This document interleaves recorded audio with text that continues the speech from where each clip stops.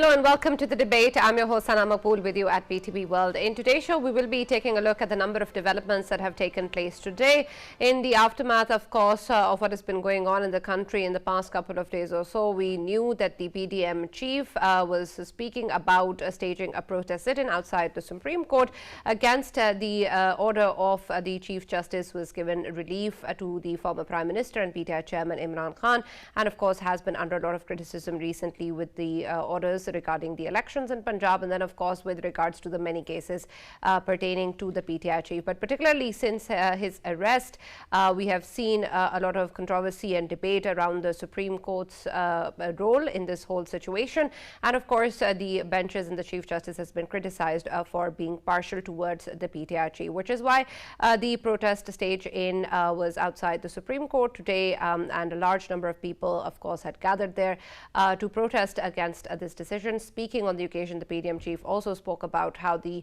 apex court is something that he completely respects, and the rule of law is something that the entire PDM speaks about, but it's important that the decisions of the court are not partial, and that the way that the decisions regarding particularly the constitution and various political parties are held within the courts are there in terms of impartiality, and that justice can be expected. We also know that in the announcement, the PDM chief has also called off the protest sit-in that he had earlier planned, speaking again about the courts playing their role and making sure that whatever goes on in the country, that there is justice and that strict action is taken. We also know that the Parliament has also spoken with regards to the kind of violence that we have seen in the country following the arrest of the PTI chairman earlier, and the kind of ruckus that was there with targeted buildings of state institutions and public property, and this is of course something that is very, very serious, and the resolution passed by the Parliament also speaks about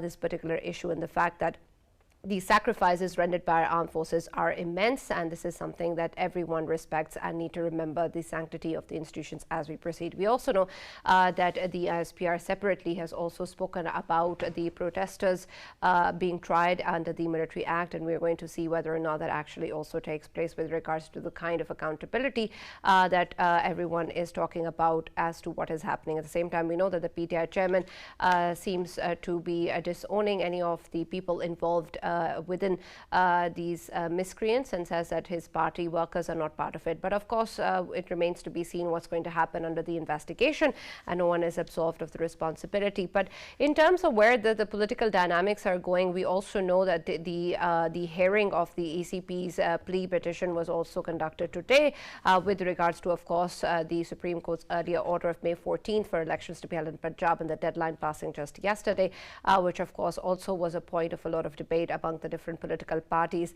And we saw that in the aftermath of that, the questions raised by the ECP regarding the court's jurisdictions or the matters were talked about in the hearing today.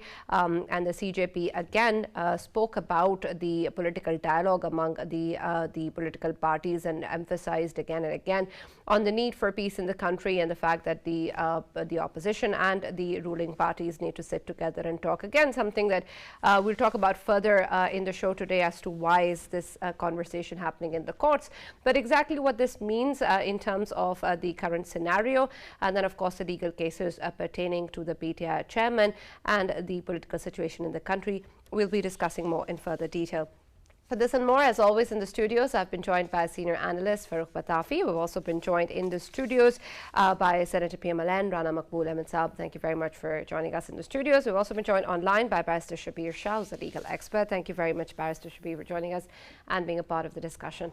Let me start with you, Rana Saab. We know, of course, that the PDM chief had talked about a protest sit-in, and of course there were a lot of discussions with regards to the venue earlier as well, but he was adamant that this needs to be done the way that he had planned to.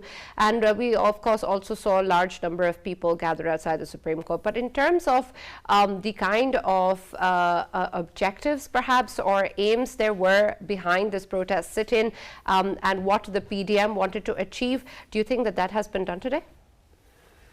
Thank you, sir. I'm very grateful. And my respects for Batafi Saab due to his high intellect. Of course.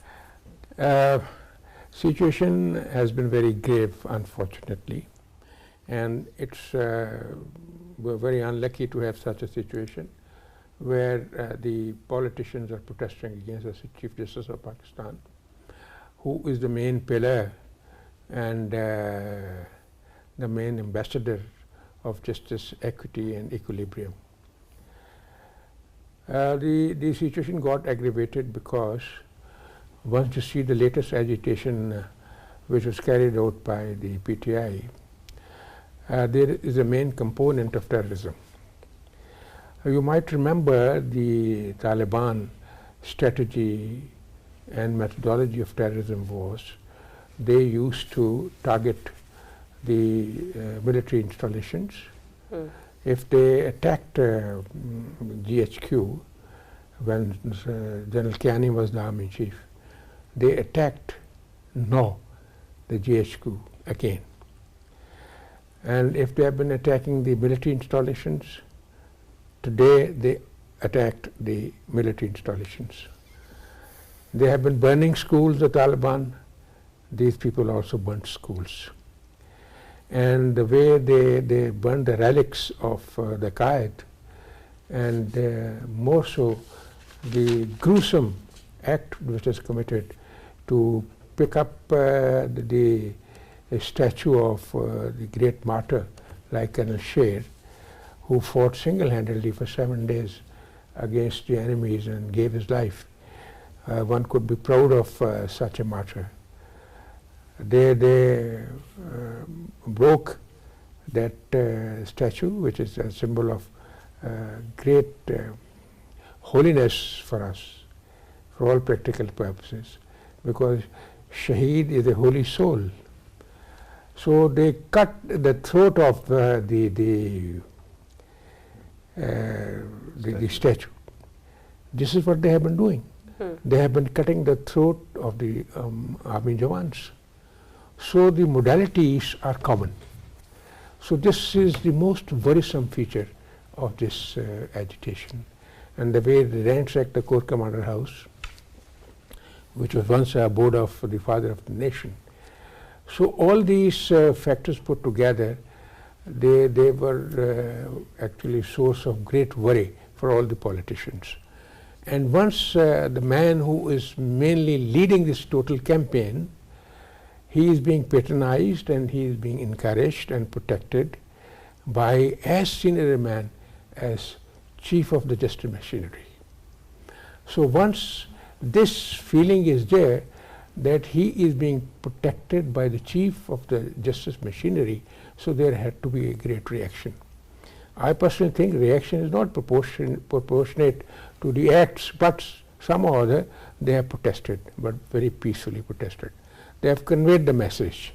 Along with today's resolution in the National Assembly by a lady MNA Shahida Somro, that calling for a committee, constituting a committee to investigate and file a reference against the Honorable Chief Justice, unfortunately.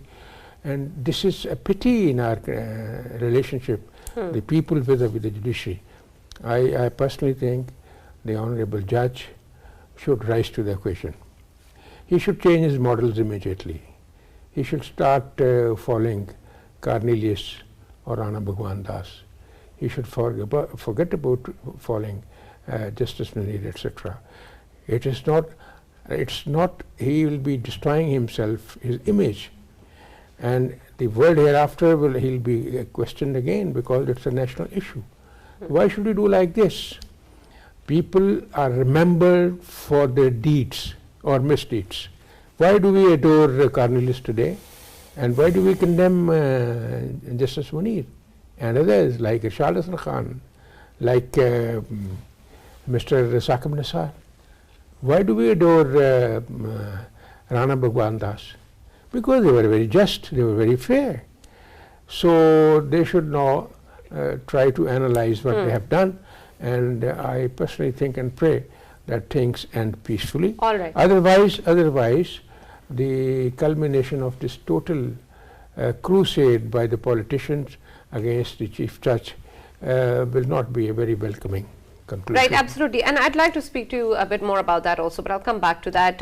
Barrister Shibbi, with regards to the hearing, of course, of the ECP's plea petition, it's important because the deadline of 14th May just passed yesterday, and there was a point of a lot of discussion with regards to political parties and the dialogue, which was again referred in the courts today as well. And it seemed that the CJP was emphasizing a lot for the political parties to proceed with negotiations and for dialogue to occur. And he even talked about how the ball is in the court of the government and that they need to make sure that this negotiation process actually takes place. Do you think there's anything odd about this?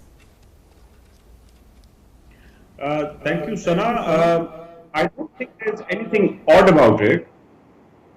If at all, the ball was always, this was always the political thicket doctrine that I mentioned previously.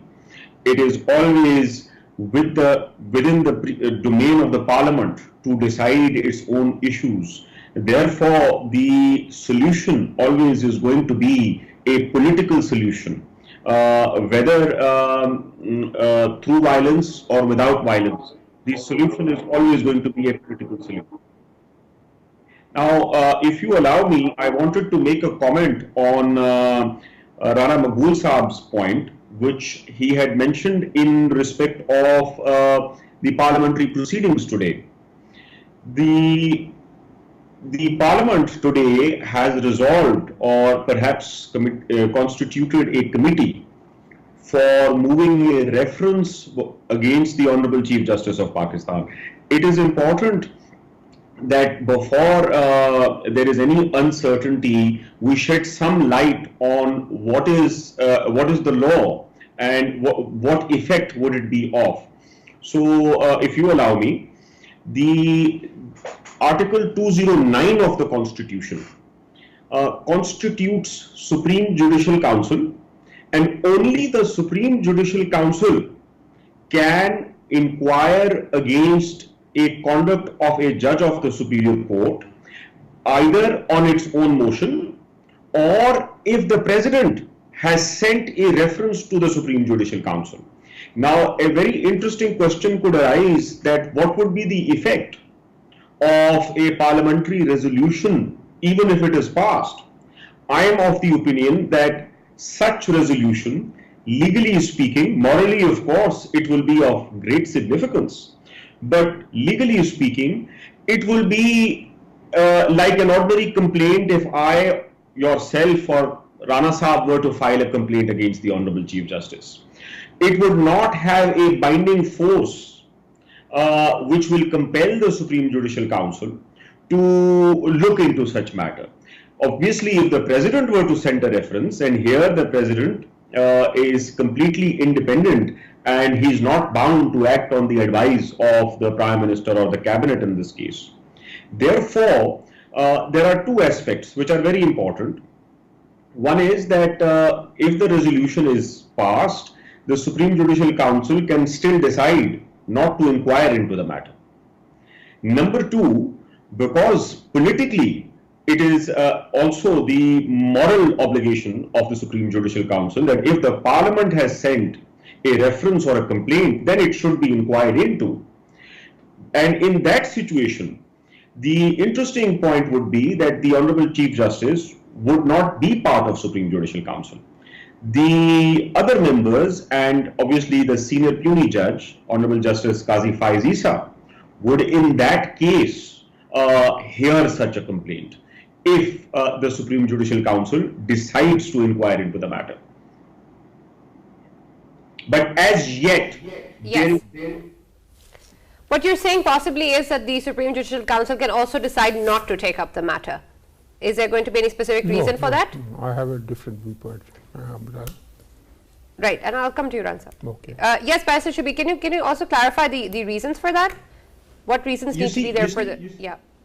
You see, Article 209 of the Constitution empowers the Supreme Judicial Council on its own and also the President. If the President sends the matter like the President had sent in Justice Faiz Isa's case, the Supreme Judicial Council had no other authority but to inquire. Obviously, then the Supreme Court itself was approached.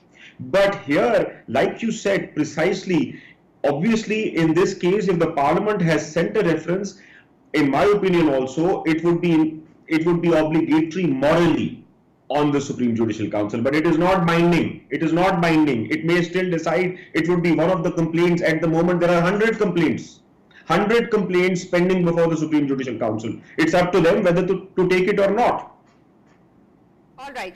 Farooq, with regards to the situation, of course, specifically with the reference also, but in broader terms, the way that we're proceeding with the issues between the judiciary and the parliament, of course, very openly and clearly the parliamentarians, even today in the sit-in and the parliament, also have expressed their displeasure over the kind of decisions that have been coming in from the Supreme Court, their mistrust with regards to the decision and the fact that the decisions are not impartial. And it's important because it's not the first time that the Parliament is talking about this and speaking with regards to the Chief Justice and the bench. But in terms of where we stand today, it also seems that at the same time, the same bench is still proceeding with, for example, the ECP's plea petition as well. And that sort of legal process is still being followed. And again, in the speeches today, we also heard about how the CJP is expected, again, to recourse himself and to follow the rule of law and be impartial. How are these things going to be aligned if there is such a trust deficit? Then why is the same expectation then from the same individual who we're questioning? Right, Sana, a very comprehensive question, and based on what was said earlier, many moving parts, right?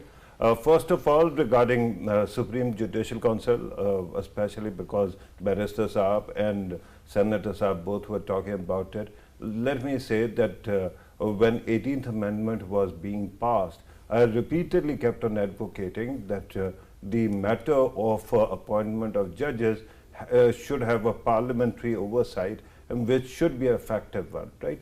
Similarly, that committee system is very strong in Pakistan, but it doesn't have the subpoena powers. So subpoena powers should also be there with some kind of punitive capability. That's how you actually create the kind of checks and balances in the system.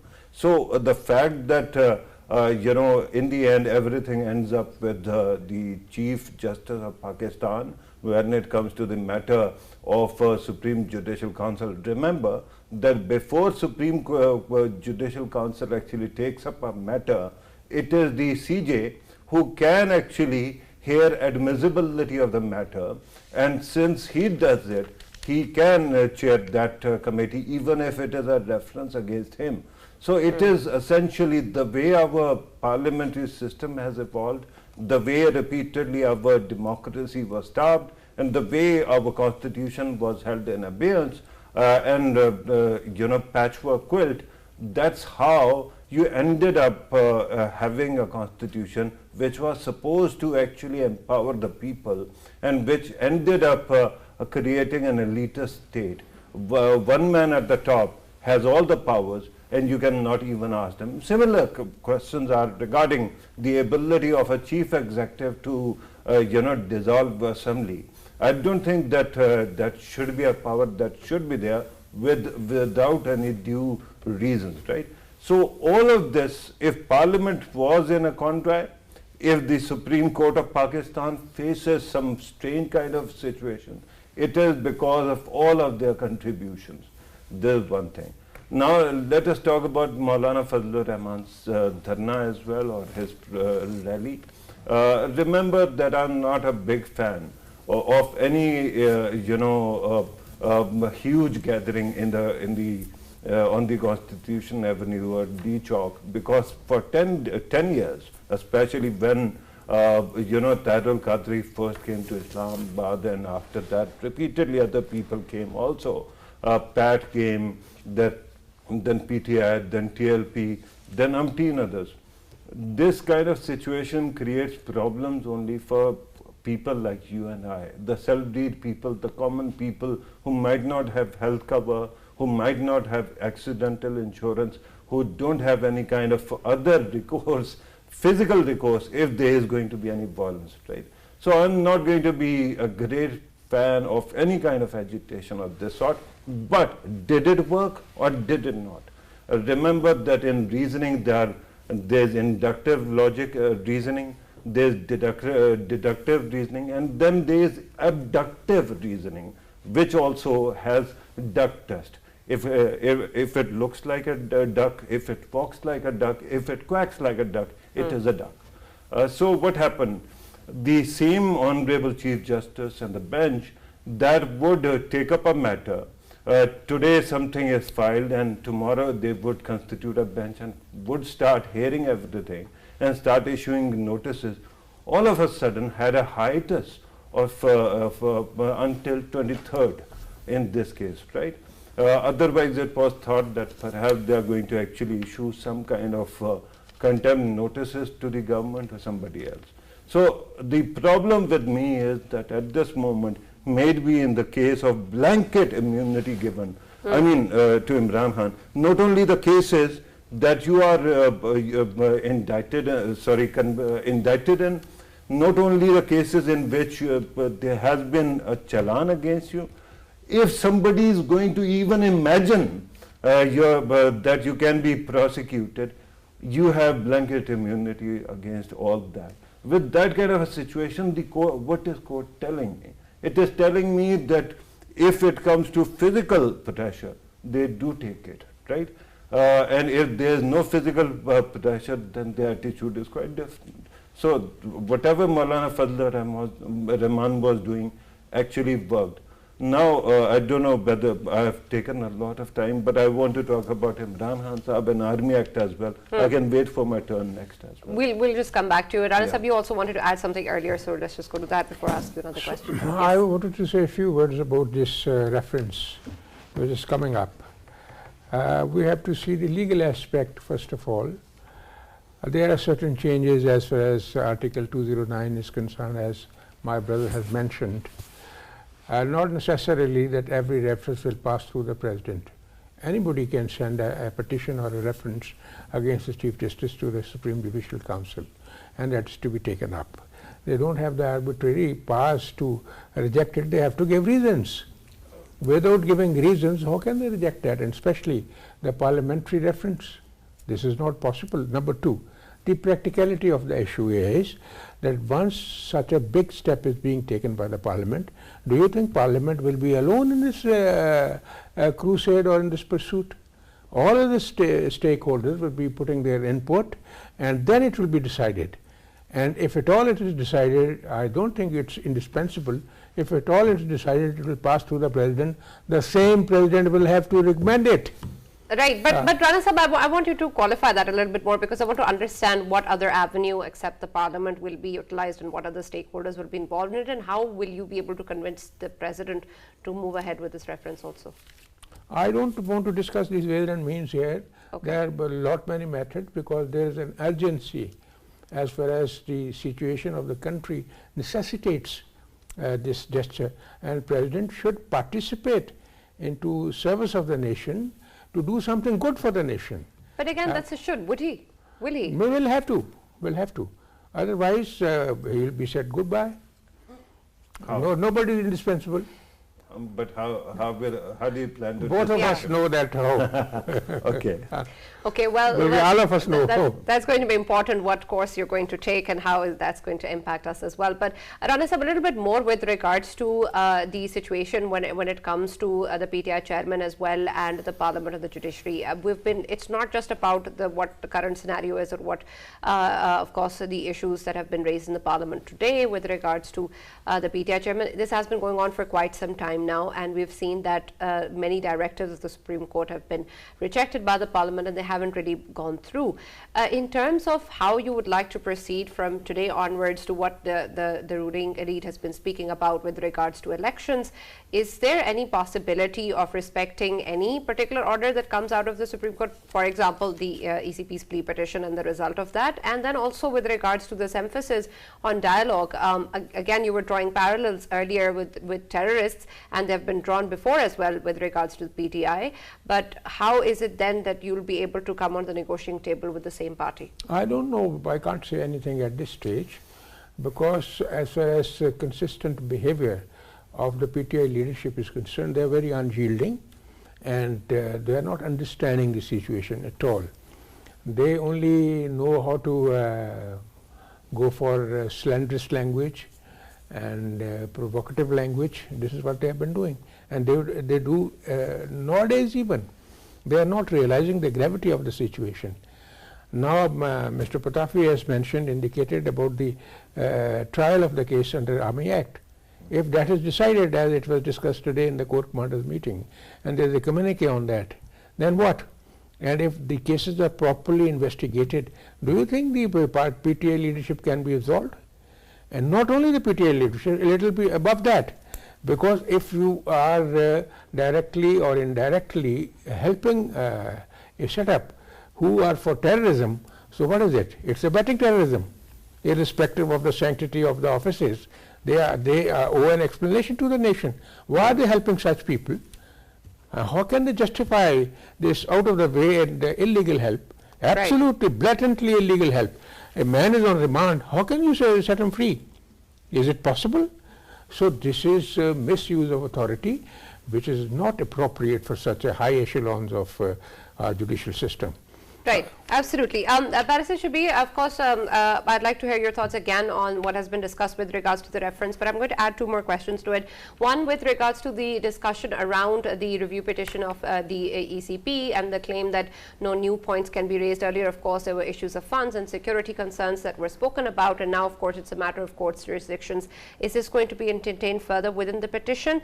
And secondly, with regards to putting responsibility with reference to the miscreants or the protesters who have damaged buildings and targeted institutions. Earlier it seemed that the PTI chairman was absolving himself of all responsibility, claiming also that he was unaware or the fact that his party is not involved. Of course, the investigation will point out to whatever or whoever is involved, but in terms of how the situation was as part of a crowd or as part of a reaction to an arrest, in such cases, how do you actually put responsibility and what are the nuances that are involved?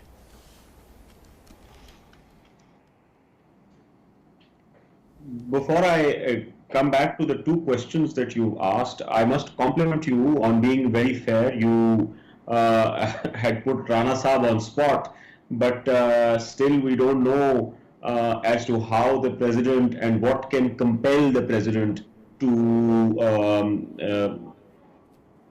send a reference which he in his own discretion thinks that is not made out. You see, the key difference, this point was debated before the Honorable Supreme Court when Justice Qazi Faiz Isa's reference was argued. So the question was that under Article 48 of the Constitution, 48(1), the President is bound to act on the advice of the Prime Minister and the Cabinet. But under 48(2), the President has an absolute discretion to act in matters where the Constitution grants the President the discretion. And what was decided was that in matters of reference, it is the President's discretion. Therefore, even if the Parliament or the Cabinet were to send an advice to the President, it would not be binding on the President. So that is one point. The other point was, which also requires clarification, which is that these are two separate matters. That's why the Constitution specifically empowers the Supreme Judicial Council and the President of Pakistan, only two authorities under the Constitution. When they send a reference, it is obligatory on the SGC to inquire. It has no other option. It must start proceedings. It must inquire. But if you and I were to send a reference or to send a complaint, they can still decide not to look into it. So there are 500 complaints already pending. Therefore, before it could be sensationalized that the Parliament has decided, it would still not be obligatory on the SGC. However, yes, I do agree that the moral obligation of the Honorable Chief Justice and also the SJC would be that in such a case, if the Parliament has decided, it should be looked into. It should be inquired as to whether or not an actual case of misconduct has been made out. You were mentioning also on the content of what was discussed in the Parliament. Naturally, there is the other side, which you cannot sweep away. The other side's case is that never in history before an accused has been dealt with in such a manner where the apex court welcomes you. Yes, I completely agree that this is not how an accused should be welcomed. To that extent, I am completely in agreement with the objection which is being taken to. But I would also be failing in my duty if I were not to point out that the relief which he has been given is something which I myself, as a constitutional lawyer, any other politician, including Rana Saab for that matter, or any other analyst, we've been advocating for it. We've been saying 3-4 things. That one, you are presumed to be innocent until found guilty. We've been saying that even in post-arrest matters, bail should be given straight away. Number 3, that expeditious justice should be done. And number 4, political victimization, under the garb of political victimization, NAP should not make such arrests. So which one of the principles have been violated? None of them. Merely because it hasn't happened before or other leaders have been deprived doesn't mean we would not welcome such a change. So I want to maintain my opinion that it is not as if some illegal relief has been granted. It is something which I and everyone else have been advocating for the past 4 years. Yes, PTI should take responsibility that in their own tenure, these fundamental rights were blatantly violated.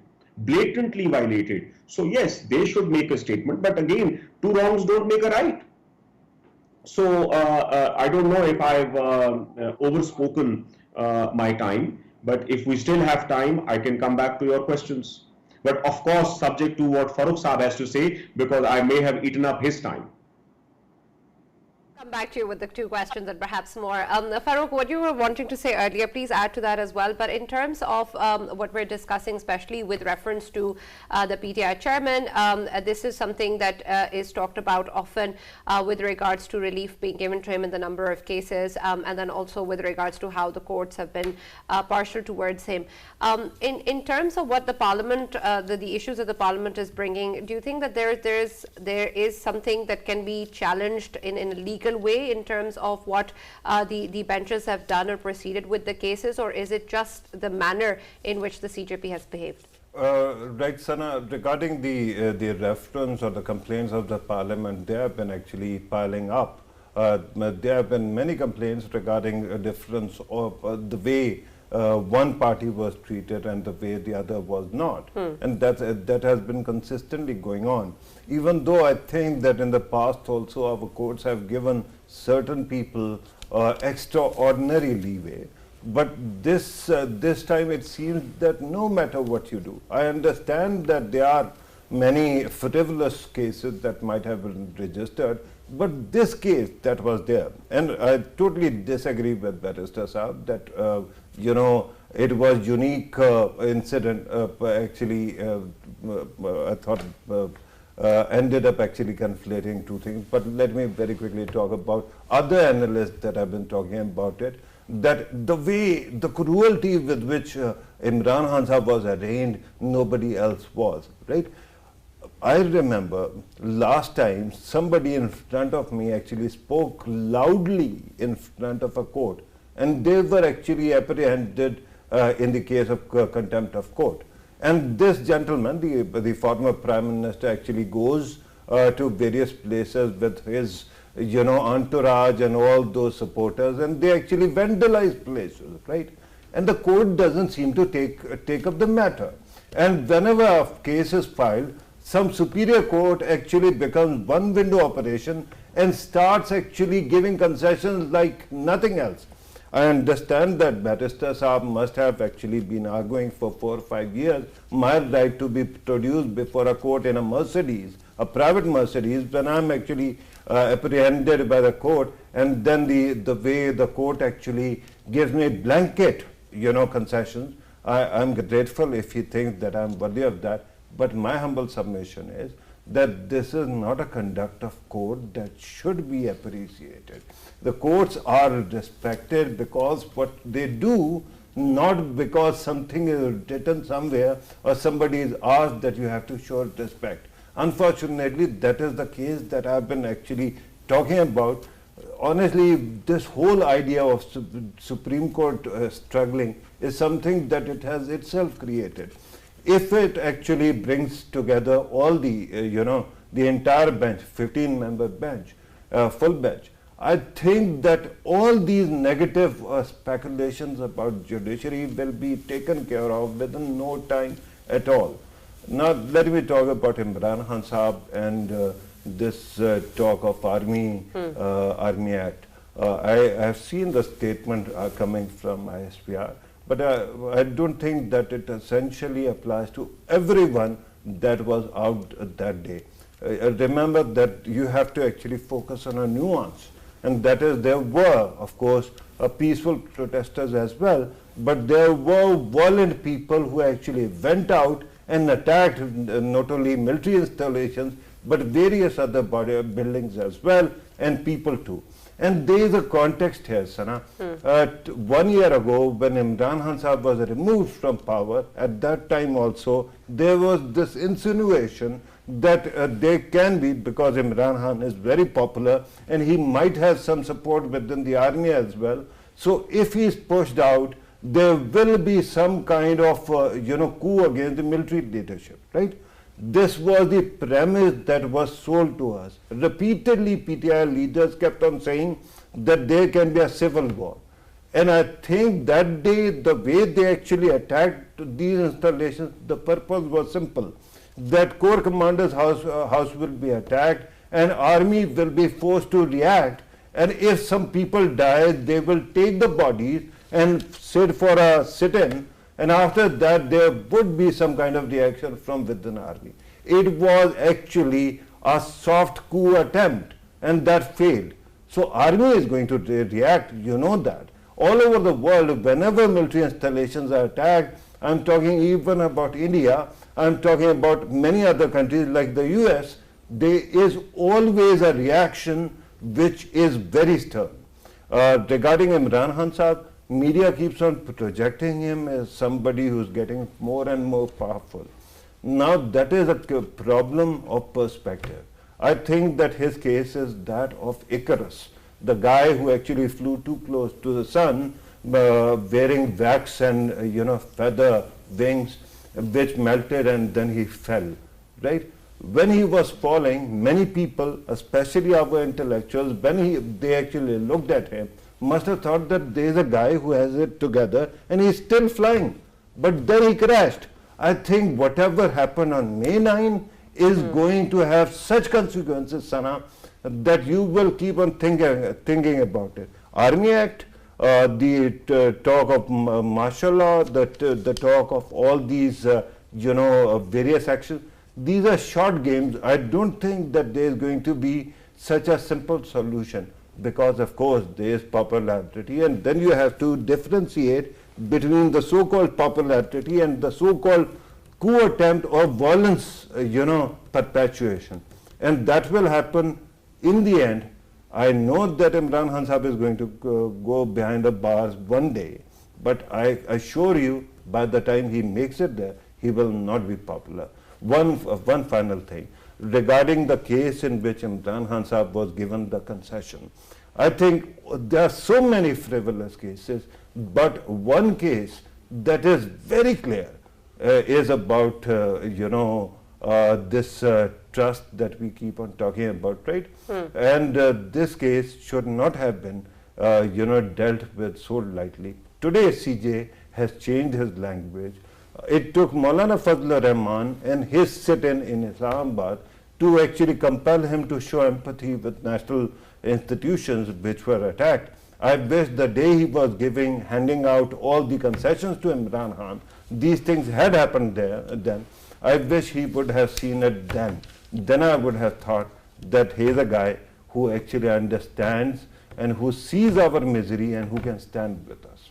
Right, and Rana Saab, I also want to take your opinion with regards to the way that Farooq has referred to the consequences of whatever has happened, what he's also is calling a soft coup, in terms of the kind of actions and statements that we've been hearing coming in from the ISPR, particularly with regards to the Army Act as well. Are you in support of this way of proceeding with the kind of investigation or the people that are involved? Do you think that this is the right way forward?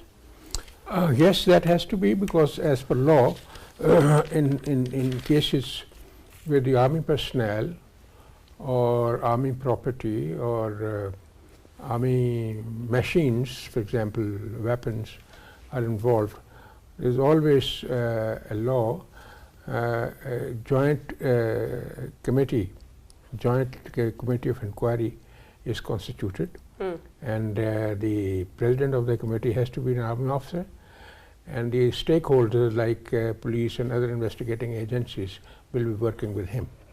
And after the investigation is finalized, and if there is substantial proof, according to the prosecution it's a strong proof, then it can be handed over to the army for trial.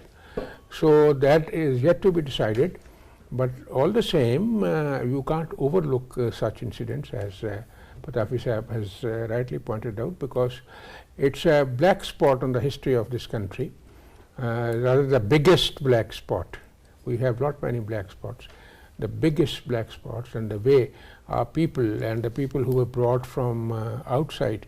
You might remember Patafi Sahib and Sarah, that committee in which the presentation was made by the ISA chief and the Army General Chief, Mr. Bajwa was also sitting, and they made a presentation about bringing the TTP around to have a rapprochement with them. And once they finished their presentation, there was a hue and cry with the legislators. They protested, what are you doing? It is not possible. They have already killed thousands of people, innocent people. How can they correct and reform themselves? But they stood to their guns, and they did not budge an inch. And finally, they decided to reach an rapprochement, and there was a farcical rapprochement they reached. About 5,000 terrorists, they were brought and got settled in KPK. The people who were punished twice with capital punishment were also released. Jet black. So these are the quantum, the size of the threat which they have been responsible. And there were three persons mainly. Right. Mr. Imran Khan, Faiz Amir and Mr. Bajwa, despite the protest by the parliament. Absolutely. We're short on time, Rana Saab, so I'll just quickly go back to Barrister Shabir. Barrister Shabir, my earlier questions, and also please add to that your thought on the Army Act and that being used in this case. You see, on the Army Act, I would like to say that it's a constitutional obligation of every citizen under Article 5 of the Constitution, loyalty to the state and obedience to the Constitution and the law. Every citizen of Pakistan is obligated that they must follow the law, and especially when it comes to attacking our key installations, or for that matter in this case this horrible incident which took place, there is absolutely no defense. I mean, this is something against which one cannot possibly give any justification. So there are no two ways about it. I mean, this is tantamount to attacking the solidarity of Pakistan. This is an attack on Pakistan. So I think strict action should be taken, and no leverage should be given in this case. There is a political aspect of the matter as well. You see, previously also, when the followers of PTI, and I'm no moral police, but if they have previously taken the law in their own hands, if they have misbehaved, or if they have misbehaved with any political leader, for example, I remember the incident in Medina, in the Haram, the followers of PTI, they had called names to just on the name of politics. I mean, that was a horrible incident. And till present date, even after these incidents, we have not heard any leader, including Imran Khan, reprimanding their followers. So that is the need of the hour. Fine, you keep saying on one hand that where is the evidence? These were not PTI people, these were not our followers, but at the same time, you're not reprimanding them. You're not telling them that this is not what should be done. Instead, you're saying if I'm kept behind bars, such incidents are to take place. So I think that's the need of the hour, and he should be made to answer that why. Thank you very much, Barrister Shabish. Unfortunately, that's all we have time for. Thank you very much, Rana Maqbool Ahmad, for joining us and being a part of the discussion as well. Thank you for being part of the debate. Of course, there's much that still remains to be seen, but in terms of the way that we are going to proceed forward, again, this is going to be the debate where we're going to try and understand what's going on and bring you more news as it progresses. That's all that we have. We'll see you tomorrow.